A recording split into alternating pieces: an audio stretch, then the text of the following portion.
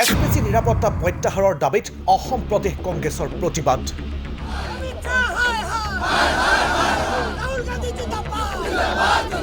ৰাজভৱন ঘেৰাও কাৰ্যসূচীলৈ প্ৰতিবাদ কংগ্ৰেছৰ।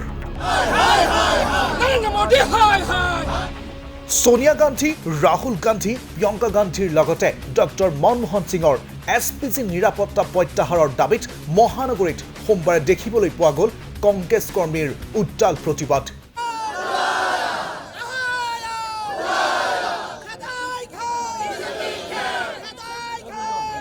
গুৱাহাটী ক্লাবত সমবেত হোৱা প্ৰতিবাদকাৰীসকলক নিয়ন্ত্ৰণ কৰিবলৈ প্ৰথমে বিশাল বাহিনী লৈ নিৰাপত্তা বেহু তৈয়াৰ কৰে প্ৰশাসনে।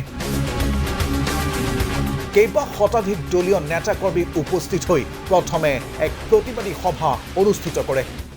আজি কেন্দ্ৰৰ বিজেপি চৰকাৰে যি হঠকাৰী আৰু স্বৈৰাচাৰী সিদ্ধান্ত এটাৰ পিছত এটা গ্ৰহণ কৰি আছে, এই স্বৈৰাচাৰী হঠকাৰী সিদ্ধান্তসমূহে আমাৰ দেশৰ যি গণতান্ত্ৰিক কাঠামো, সেই কাঠামোক ধ্বংস কৰি আছে।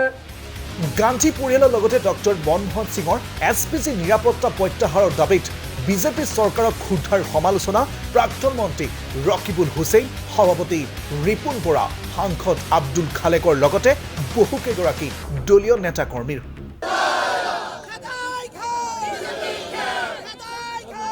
তেওঁলোকে চৰকাৰ বিৰোধী শ্লোগান দি উত্তাল কৰি তোলে প্ৰতিবাদস্থলী।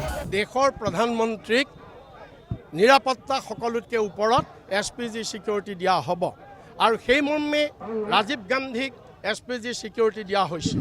কিন্তু যেতিয়া ৰাজীৱ গান্ধী প্ৰধানমন্ত্ৰীৰ আসনৰ পৰা গ'ল, ভিপি সিং যেতিয়া প্ৰধানমন্ত্ৰী হ'ল, ৰাজীৱ গান্ধীৰ এছপিজি ছিকিউৰিটি প্ৰত্যাহাৰ কৰা হৈছিল আৰু যাৰ ফলত ৰাজীৱ গান্ধীক মানৱ বোমাৰে হত্যা কৰা হৈছিল আপোনালোকে জানে।